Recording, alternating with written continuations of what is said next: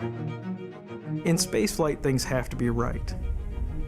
Timken's been involved with every rover that is on Mars. That allows us to bring a vast amount of expertise to any problem and solve it in a way that's reliable and trusted. This is a Mars rover Curiosity bearing. It's a 1/4-inch precision radial ball bearing. It operates at 100,000 RPM and it is extremely efficient. Timken provided miniature radial ball bearings supporting the shaft for the turbomolecular pump.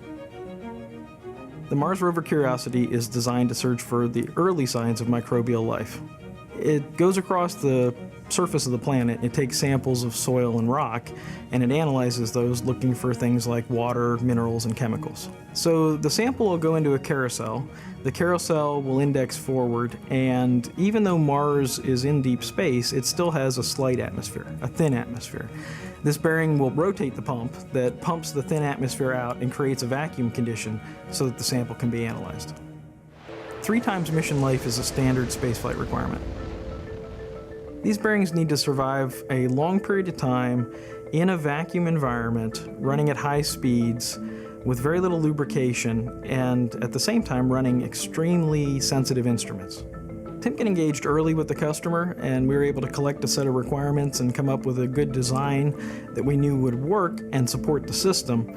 The question then was going to come down to longevity and life, and we were able to put together a prototype sample with the customer, put it in an appropriate environment in a chamber, and run tests on it to see if we were going to reach that life. So the rover bearings are a special material combination, and they have a special lubricant solution in them that's actually a mix of grease and oil. And that allows us to have very long life because as the grease starts to wear out, the oil starts to come out of the retainer and re-lubricate the bearing. So there's a lot of reliability testing that goes on before anything would leave Earth, and that'll include work with Timken and the customer to simulate the environment that the system is going to see. There's no opportunity for repair, rework, or relubrication in spaceflight applications.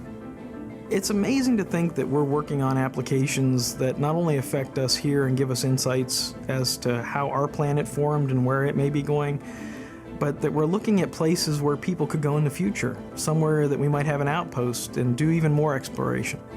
It's a really exciting field.